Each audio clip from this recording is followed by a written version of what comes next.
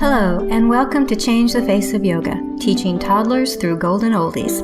I'm very excited to be talking to lots of yoga teachers who will explain their passion for teaching yoga to students with different ages, physical fitness levels, wellness levels, and different goals. They will explain the benefits of yoga for these students and will be including teacher tips and pose modifications. I am Stephanie Cunningham of Yoga Lightness, and I've been teaching over 50s for 10 years. So this area is my passion and the passion of many other yoga teachers that you will be listening to in this series. Thank you so much for listening, and let's get started. This is episode 50 of Changing the Face of Yoga, and I am interviewing Nityda Gessal, who is a trauma therapist and a certified yoga teacher. And she explains very well why yoga is so important as one modality to help trauma. This is one of 3 different podcasts of people discussing trauma and all having slightly different opinions to deepen your own knowledge of trauma. So let's listen. Hello, this is Stephanie Cunningham with Changing the Face of Yoga. And my guest today, I hope I say this right, Nityda Gessal, who is a therapist and a yoga teacher. And she is combining those 2 modalities, shall we call them, to help people with issues in trauma. She not only teaches classes that are trauma sensitive, but she also teaches other therapists and yoga teachers about trauma within the yoga class or using yoga to help with trauma. Welcome, Nityda. She is a licensed social worker. She's from Austin, Texas in the United States. She's a licensed psychotherapist and a registered yoga teacher in Austin, like I said. She's been teaching yoga, meditation, and mindfulness for the past 12 years, and she's an experienced Yoga Alliance teacher at the 500 level. So she's quite experienced in both sides of her areas, therapy and yoga. And what she does is she teaches other therapists if yoga would be appropriate as a tool to help their clients.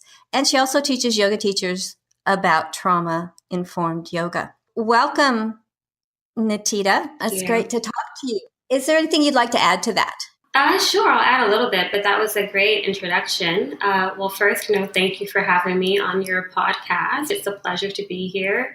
And so I kind of have 2 assets to my business. And one is what you just mentioned, that I train other people, yoga teachers and other therapists around how to teach and use trauma-focused yoga, either in typical yoga studio settings or other more alternative settings like hospitals, rehab centers, and also for therapists how to integrate yoga clinically.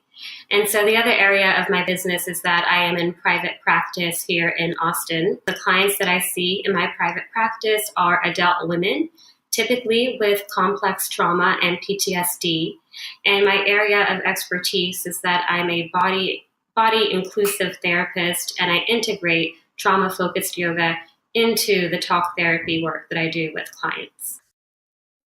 When you are working with a client, I was very interested when you said the benefits of some of the training that you give for therapists.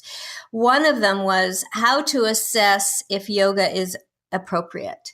And I think that all of us who work with yoga would benefit from knowing a little bit more about that area, because I think it's, as you were saying earlier, there is a lot of trauma among our students. And so we need to be as informed as possible. So when is and when is not, that's not a good sentence, yoga appropriate for? Sure. That's a great question, and it comes down to a number of factors. But first, Like many of your listeners and maybe yourself, I think yoga is useful for everybody. It's just what pieces of yoga are you giving to someone, how, when, and why. So, for example, when people first enter therapy, they oftentimes need skills. Same thing when people enter a yoga classroom, they're needing tools to help get centered, get mindful in the present moment, and be able to relax their bodies and basically regulate their nervous systems. So one of the first things I will do with someone clinically is teach them Ujjayi pranayama, or victorious breath, and get them very attuned to the way that they can control their breath. And I give them a lot of education around what is happening in their nervous system and in their bodies when they're controlling their breath in this way. There's a couple of reasons, though, why maybe deep breathing would be contraindicated.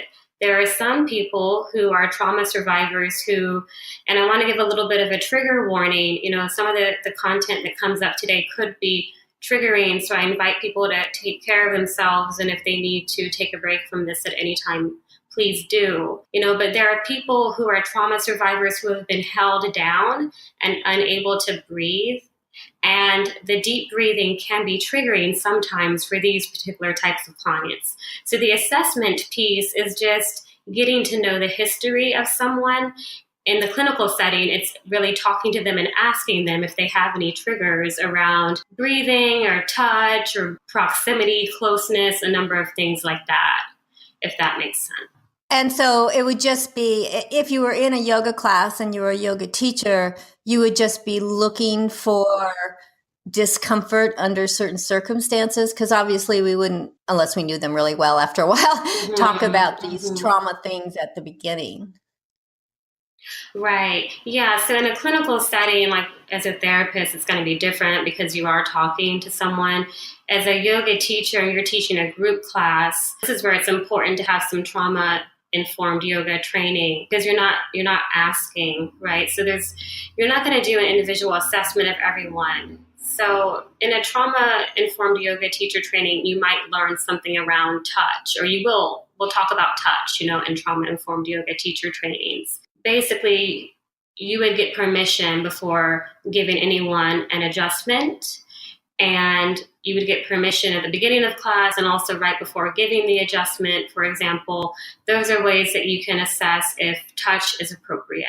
Your initial question was around assessing if yoga is appropriate for someone, and if you're teaching a yoga class, they're already going to be there, so you don't really need to assess whether or not it's appropriate because they're already there, and that's beyond your control anyway.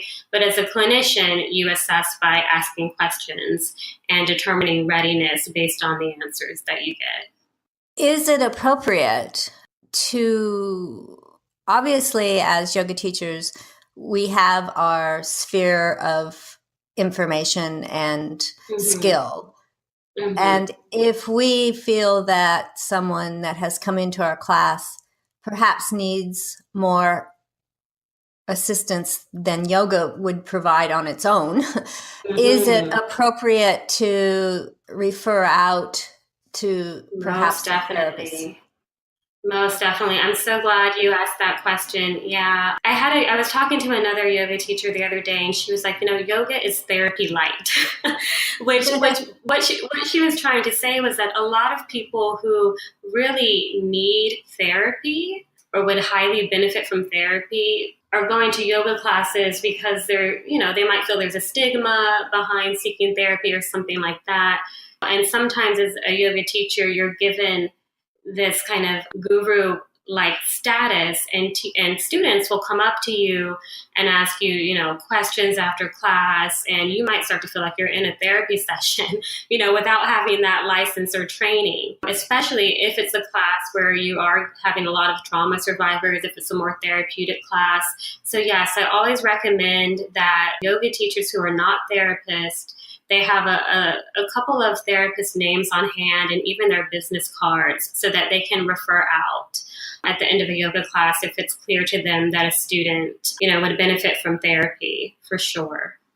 And how would you know that? How would you know that the student in your class needs more than yoga which is therapy light. Mm-hmm. I kind of like that idea. Yeah, I was like, you know, that's funny. That's funny. Yeah, that's a great question too. So it's almost like, and I'm going to give you some ideas around how you could, and this is the assessment piece actually, you know, but I feel like as yoga teachers and yoga therapists, intuitively, you'll just be able to sense it. Like you'll just know like this person needs more help than they're going to be able to get from this yoga class. Like red signs are if they describe behaviors that sound like they have thoughts of hurting themselves at times, hurting others. But I think what would show up more often would be, you know, if they allude to being really depressed or really lonely or isolated or getting so low that they think about harming themselves,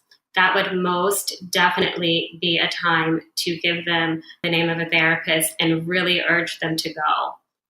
If they start to tell you their trauma history, so this is important to know, a lot of trauma survivors, especially those who have survived complex trauma, which means complex trauma relates to people who have survived more than one traumatic event, which is most people who have survived trauma. Because most people who have survived one traumatic event continue to find themselves in situations where they're being traumatized again, maybe abusive relationships, you know, a number of different things.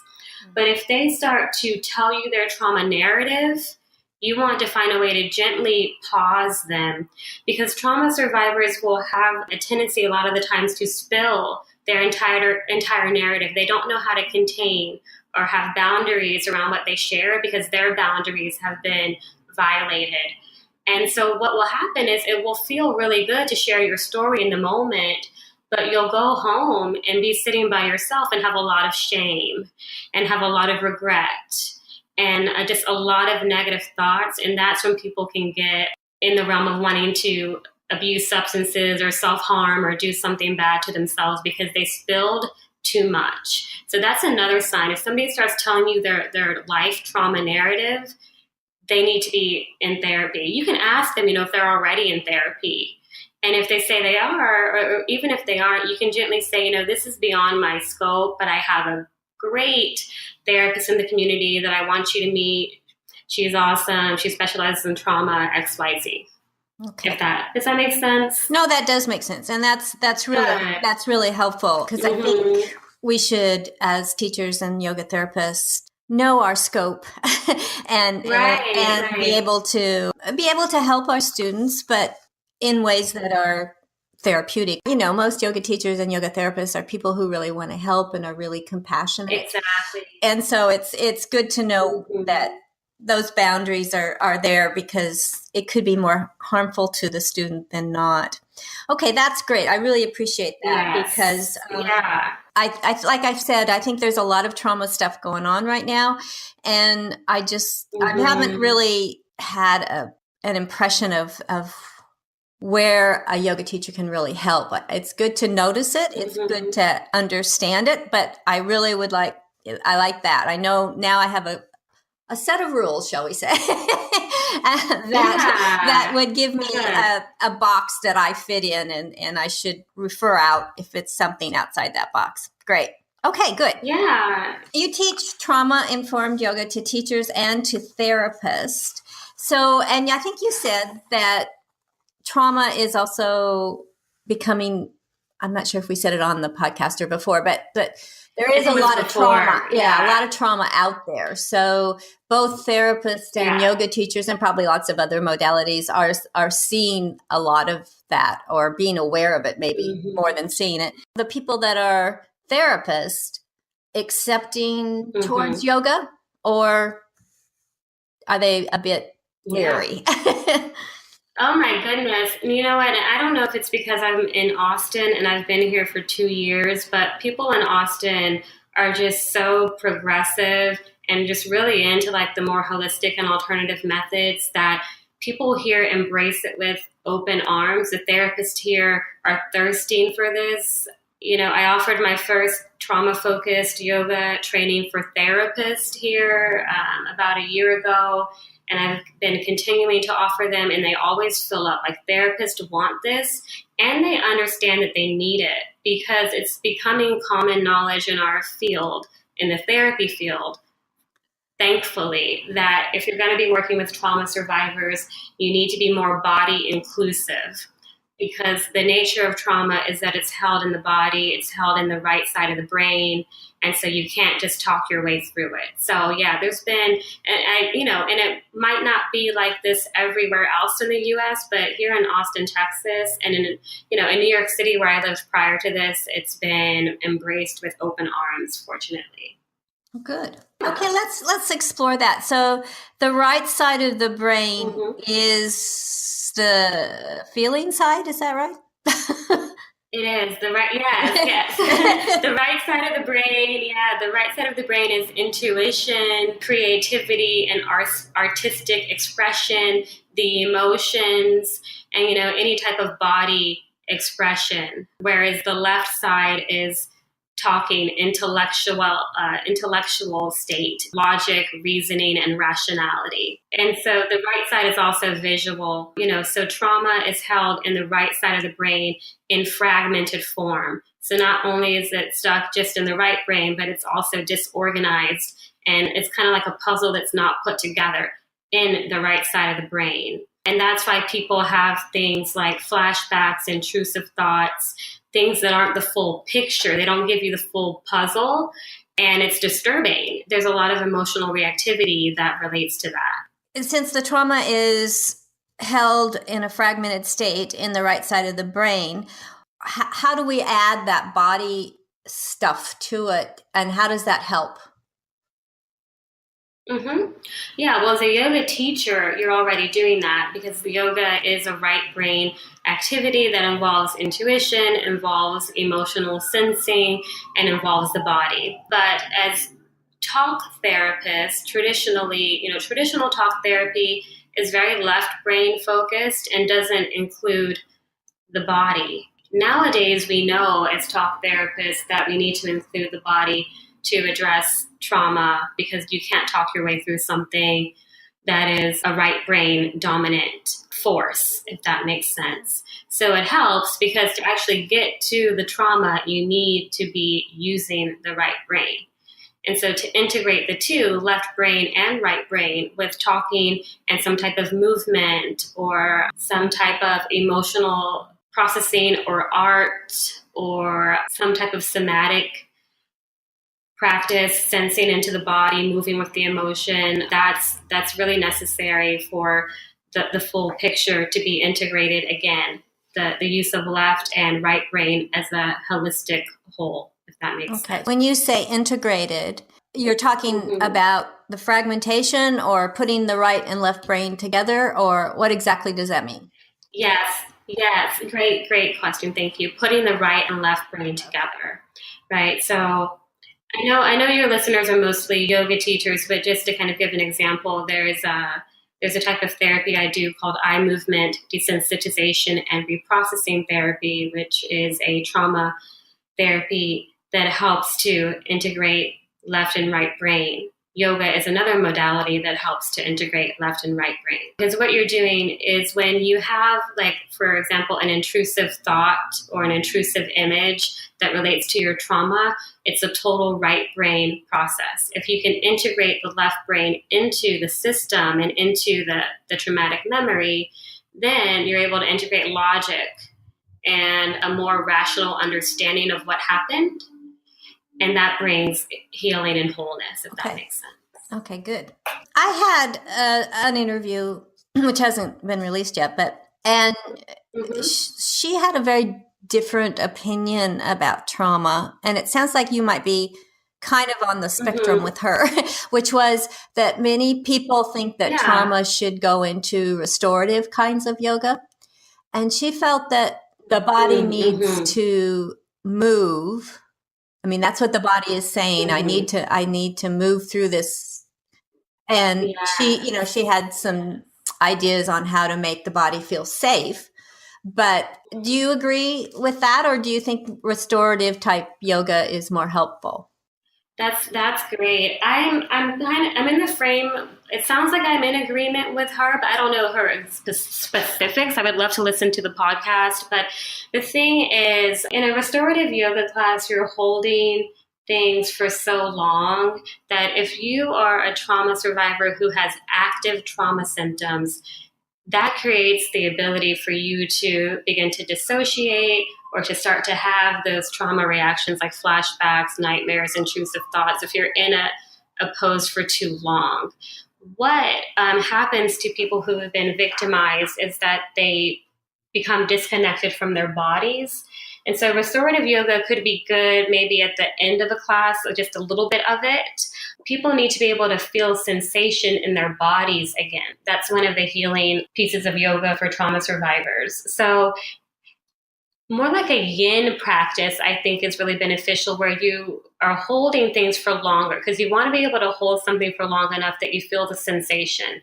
Sometimes power yoga or vinyasa yoga is just too fast. You don't actually get to feel as much.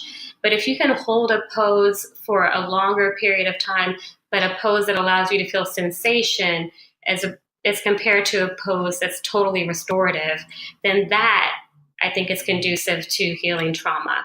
And then, yes, I do also agree that, a lot of the times people need to move through their trauma. It's residual tension that's held in the body and nervous system that was never able to be discharged. And to discharge this residual tension, a lot of the times there does need to be movement. So like in the clinical setting, I'll invite people to move intuitively. If they're feeling a lot of anxiety, I'll have them sense into the place in the body where they note the anxiety. And then we rate the anxiety. How high is it on a scale of 0 to 10? And then, okay, what does the anxiety want you to do? Well, usually anxiety wants you to move. So then we start moving. I think I agree with her for the most part, but I also don't think there's a one size fits all. I think it's very individual for each person.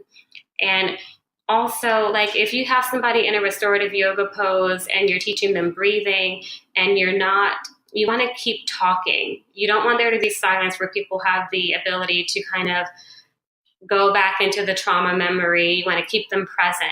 Then that can be really conducive and beneficial within a restorative yoga pose, right? So I don't think it's one size fits all.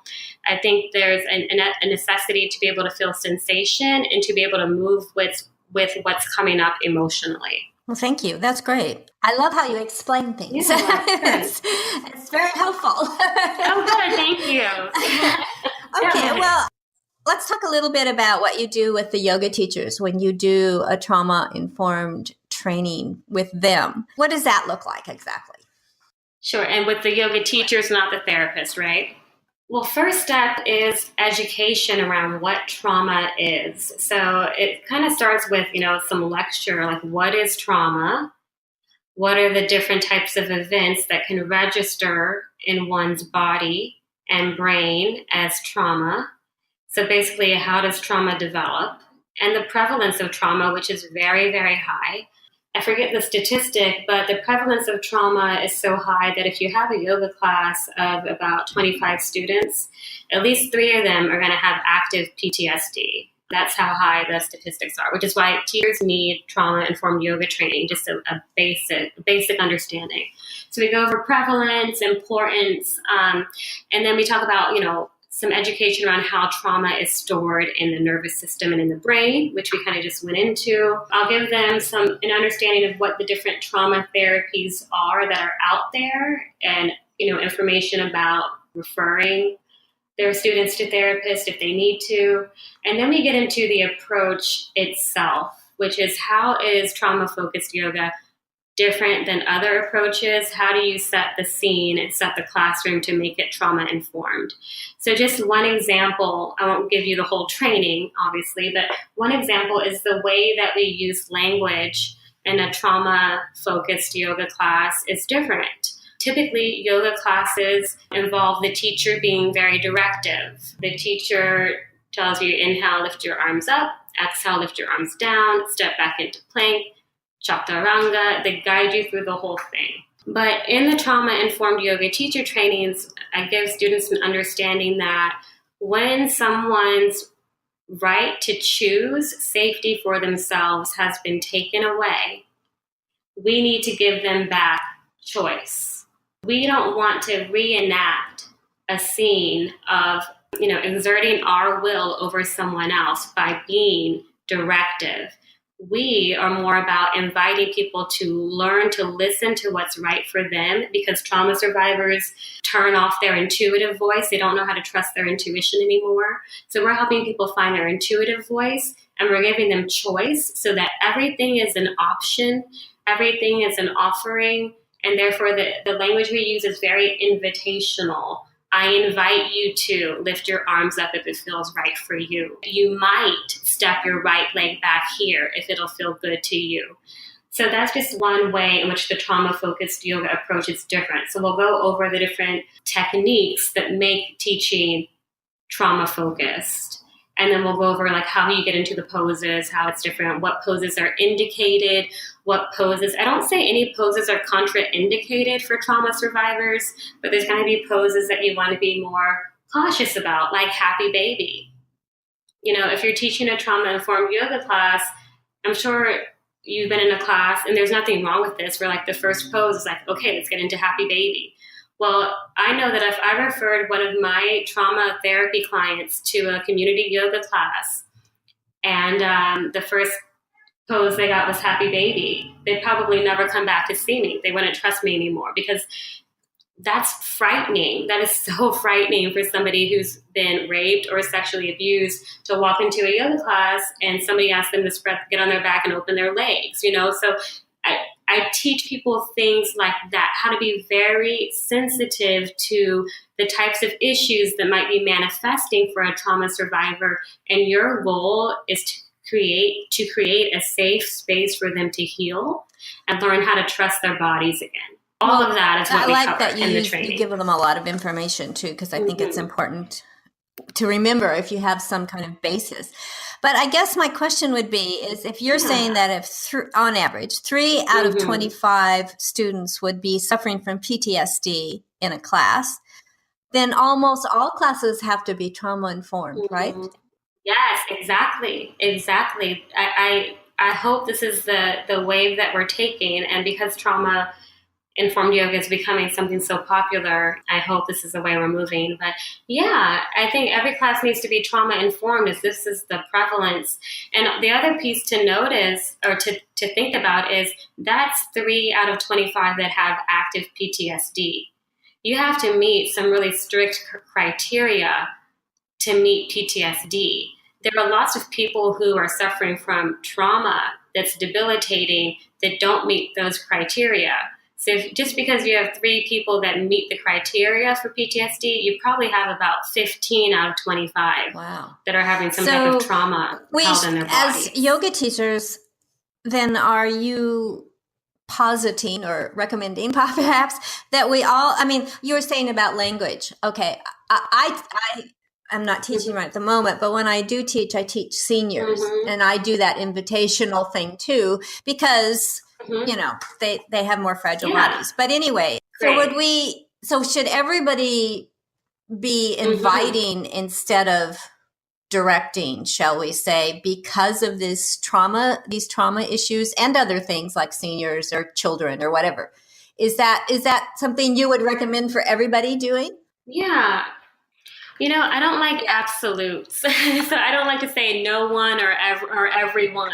I don't like the whole black and white thing. But I think it's important for everyone, I'll use everyone to have the knowledge. You don't have to teach that way. It's a choice to teach the way you and I teach, right, with the invitational language. And there's plenty of people, even trauma survivors, who go to those more directive classes and enjoy it and find their own healing path that way, right? But I think it's good to have the knowledge. You know, people can teach the way that's authentic to you. And, you know, if using invitational language isn't authentic to you and it's not necessary and you're not doing harm to people, then that's fine. I think it's a very personal thing. But I've made the choice to teach in that way because my desire is to really support trauma survivors and finding their own voice. And if it has to be about my voice, then they're not going to be finding their own. But I do think that, yeah, all yoga teachers should have at least a taste of the trauma-informed approach, at least get like 5 hours of training in if you can, you know, or get a book about trauma-informed yoga. Well, this is great.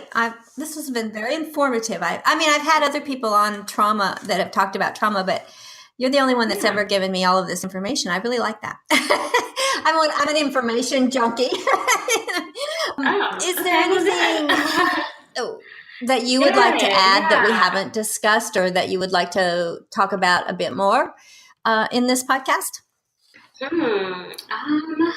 I feel like we covered a lot. I feel like it's probably a lot of information to digest. I'll just share that if those of you who are out there are interested in participating in a training with me or learning more about what I do, I would love to chat with you about it. I am going to do a little plug.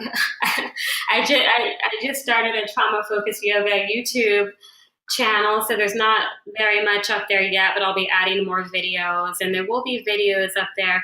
I'm all about information, and so I'm glad that you found that this was informative. So I'll be giving yoga practices on this YouTube channel that are trauma informed, but also I'll be giving you some tutorials, like what is trauma-focused yoga, how does yoga benefit trauma survivors, how does yoga benefit the vagus nerve and the nervous system and things like that. Your email is Nityda, which is Nityda at talkwithnityda.com. Your website's the same, talkwithnityda.com. Yeah. Mm-hmm. Now, is the YouTube that too? Is that the name of the YouTube channel? Mm-hmm.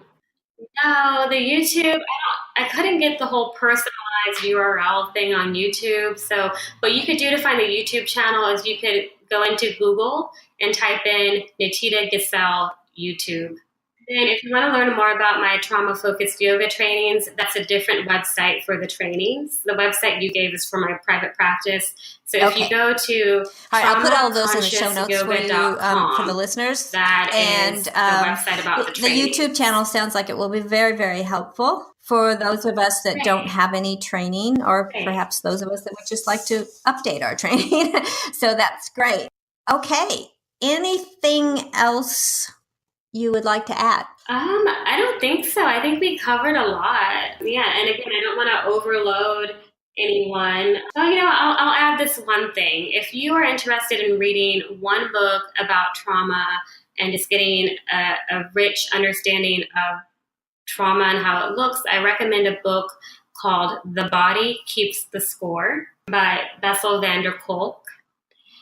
And Bessel van der Kolk is a big yoga advocate, and he's done work with David Emerson, and they're the ones, David Emerson and Bessel van der Kolk are the ones who really did a lot of the research together that has allowed trauma-focused yoga or trauma-sensitive yoga to become this really abundant practice, well-known practice that it is. I want to really thank you for agreeing to be on. And the nice thing about a podcast is that people can go back and listen again and again. So as they integrate some of your knowledge and need more, they can come back and listen to the podcast. So if any of you want to learn what Nityda has shared with us today and you're in the Austin area, you can certainly go to her class. But otherwise, we've given you some of her contact details, and you can re-listen to the podcast. Please do. Get some more knowledge about it and find out some other resources. So thank you so much, Nityda. I'm so glad that we got to talk. This is great. Yeah. Thank you so much, Stephanie. This was great. Thank you for having me on, and I'm glad you found it informative.